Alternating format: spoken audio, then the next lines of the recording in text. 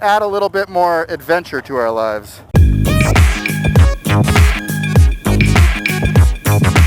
So I've returned a lot of keys to the dealership. This is probably the hardest. How much is it going to be for me to just not have to hand these back to you?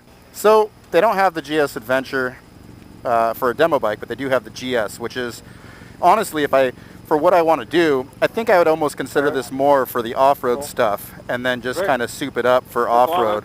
But we'll talk about that more on the road. Gabe, you ready to ride some German engineering? I'm ready. Jeff, thank you, man. See you in a bit.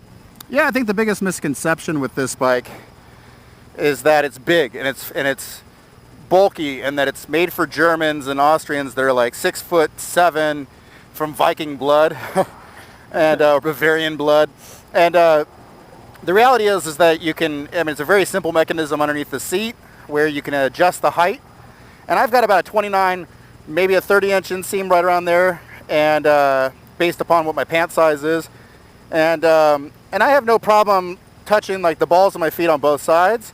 And it feels pretty comfortable. And I think even if for off-road, like I would feel pretty comfortable at this level, at this height, and with this weight. It feels, even stopped right now, it feels extremely light. It doesn't feel like it's, this is only like 560 in weight, and or 555, and I think the other one's 585 for the GSA, the GS Adventure.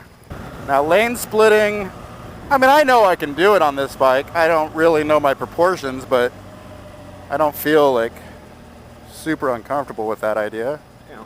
And man, these heated grips are great. It's just under 50 degrees today, and yeah, that feels pretty good. It's a nice luxury. I'm not used to luxury with Harley, right? Like I just have a speedometer, no tachometer. Yeah, how do you like that R9T?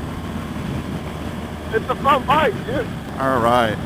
On the fly, man, I love having cruise control, and this is like nice. I can, as far as I understand it, I can kind of adjust the speed here. And just by pushing this little tab forward, when I hit the brake, it disengages. If you're new to the channel, Gabe and I, every year, we go on a road trip and we invite pretty much all of YouTube to come join us. Last year we had 20 some odd subscribers come and join us for Yellowstone for 2016 in July. But we've gone to Utah, we've Yosemite, Yellowstone. We like to go ride, we like to do some big adventure riding. But we're, with Harleys, we can go off-road, and we've done it. In Utah, we went off-road a little bit on some, on an unpaved road. And it was a little rough, and a little rocky, and a little, rear tire kind of moving around. But when you're on we're very limited with the Harley. You're very limited, and at the same time, like, you're also just scared out of your mind that if you drop it, that's going to cost you like $4,000 in chrome, right? But you get something like this, and you put a nice engine guard setup on it, and you wear the right gear, and you're going to drop it in the dirt, and you're going to be in much crazier stuff, and it's insane where these bikes have gone, and these heated grips are way too much. That feels great. I would have loved to have this bike at Yellowstone. And anyways, yeah, this is definitely luxury, definitely amazing BMW engineering. We're actually headed up to the Santa Cruz Mountains, up to the twisty roads. And we're not going to take it off-road because this is a demo bike, and I've paid for all the insurance on it. And it's not even that. They're trying to sell it. I just don't. The last thing I need to do is drop it. I'm trying to save up to buy one of these damn things. And that's my biggest gripe with this bike, is that I can't afford it. Yeah, on the freeway, man, this bike's cozy. I feel like my legs, my back, everything's like just in a very comfortable position, very standard positioning, and it's a very cozy bike. And so one of the things that I'm personally looking for out of this tool is a bike that can take me on 500 to 600 mile days if I want to do it, if I need to do it. But it's got some get up and go for sure. Oh man, I love it. I guess we could do almost two reviews in one to some degree, although I want the focus to be on this bike. That's what we're actually considering. How do you like the R19 now? Is it pretty bad on the freeway, or is it? It's really, really responsive. Is it? That's cool. Just switch the throttle and it goes. And it's your right arm. Uh-huh. Because you control the throttle with that. I don't know. Oh, I just put that windshield up. Real easy to put up with the left hand or the right hand. And wow, that's some good wind coverage. I'm not used to that with my naked bike. I like the sound of this bike. Do ya? Sounds really nice, dude. Nice. I feel like I want to go on an adventure, dude. Do you think the guys at BMW San Jose would mind if we just went to Yellowstone right now? And it's very surprising. It doesn't feel, I mean, it feels tall. I feel like I'm sitting on a tall bike. But for having such a shorter inseam, I really don't feel like it's too crazy. Yeah, I mean, overall, this bike is super comfortable. I really, really like it. And it feels just nimble. And graceful and powerful and just awesome. It feels epic. And that's what I like. That's how I like my adventures, are to be epic. And this bike will do it, I think. Whoa. That dynamic mode, man, you really feel it. So we're just now pulling into Saratoga, California. And at this point, we've kind of done some freeway and some general highway miles. And so far, I'm very impressed with it. The bike is phenomenal. Feels super lightweight. It's beating all of the expectations I've ever had about this bike. I'm not going over any specific specification, technical jargon and stuff. Google that stuff. BMW's website has everything you want if you're looking for that kind of crap. But yeah, we're going German. We're going with Germans. And what I want is a bike that's versatile. I want the Swiss Army knife of motorcycles. And I think I'm going to have it here with this bike. I feel like this could be the perfect bike. Yep. Oh, no problems. I got ABS, brother. Here we are in the Santa Cruz Mountains, and we're going to check out a little bit of the twisty action and see what we think. This is a big bike. Yeah, I got traction control. You don't. Feels like it was made for this. And that's weird. It's like it's a pretty hefty bike. The GS Adventure is 585. I think this one's 555. And but up here, I mean, I just feel very nimble, very graceful, and I have no problem keeping up with an R9T. I might even pass this guy, this fool. Yeah, I mean, we've had some pretty crazy rain over the last couple months, and this area is not very used to it. So, but so far the road conditions look pretty good. And this is one of the first days where it's kind of the sun has come out. On water. Oh yeah. Dude. I'm always... This bike doesn't care. This bike's a honey badger, man. It's like, whatever, water? Water, I've seen Megadon. Mongolia. You know, there's a lot of people that really strongly feel like this is not a great bike for off-road. But the reality is that this bike has proven itself over and over and over that it's just very, very capable and versatile and sturdy. I mean, it's just a tank. And with the right gear, with the right like engine protection and stuff, you're solid and you're good to go. And that's kind of what I want to do. Is I want a bike that is comfortable enough to take me, you know, on 500-mile days as I'm headed up to Alaska to the Arctic Circle. But I also want something that's going to be competent enough to handle all the Dalton, you know, as I head up to Prudhoe Bay, get to the top of the world. And then I also want to be able to do like the Utah backroad discovery route, the Colorado, the Washington backroad discovery, the California's making one, I guess. This all sounds extremely fascinating to me, and I definitely want to do it. Oh man, this bike is handling beautifully. I might pass you right here, Dim, on the right. All right. On shit, the sorry. right. All right, that's all right. This is my bad. I'm passing in an unorthodox way. I thought you meant my right. Yeah, man, this is great. Very, very confident, inspiring.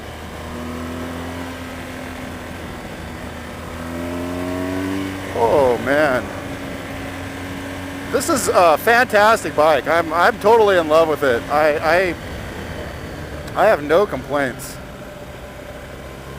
This would be fun to have up here. And I'm not really shredding it too hard. I mean, it's not my bike, and I like to be very respectful to the dealerships. But I'm definitely able to like pass up. Like I would have passed me on my Sportster long ago. I mean, Gabe's already kind of becoming a distant memory out there. Took a nice bump. The suspension worked out great. There was really no surprises there. Watch out for that bump, by the way, Gabe. A little bit too late. Yeah.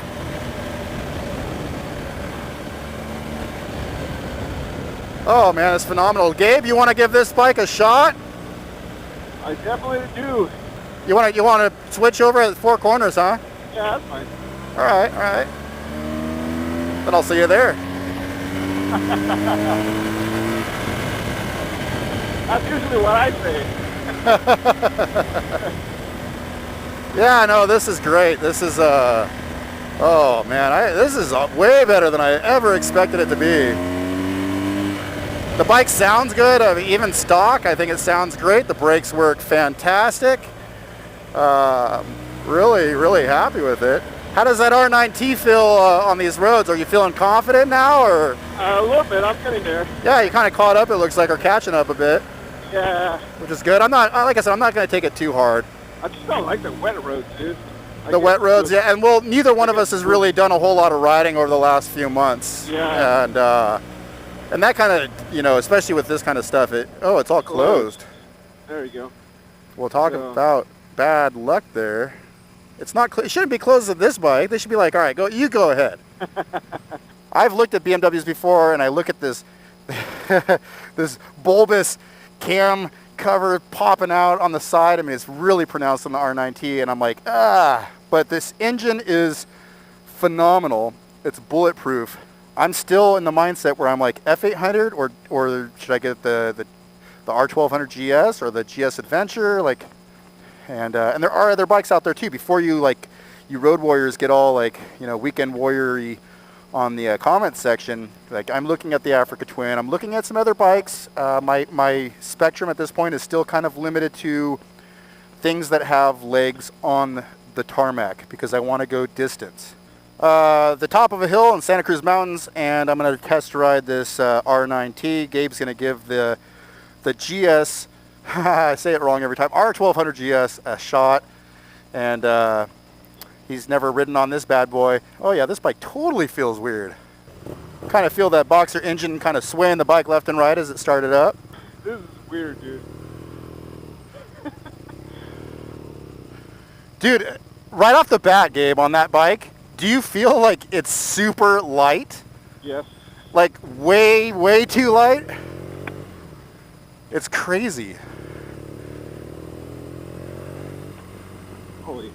All right, braking, I kind of dive forward on this bike. I gotta just get a little used to it before, I mean, Gabe's gonna take off, and there's nothing Dude, I can, this is, like, really comfortable. nothing I can do about that. Oh yeah, this is a pretty fun little bike. Yeah, This bike is pretty crazy, man. I mean, I gotta get used to how to sit on it and maneuver on it, but I feel like my knees are just kind of like really brought up towards my chest a little bit too far. It's not really a sporty setup, but you're leaned forward like you are, so it's kind of like you feel like you're propped like over the front tire almost. Yeah. Kind of reminds me of like the Hyper Motard on it from Ducati. I kind of felt like that.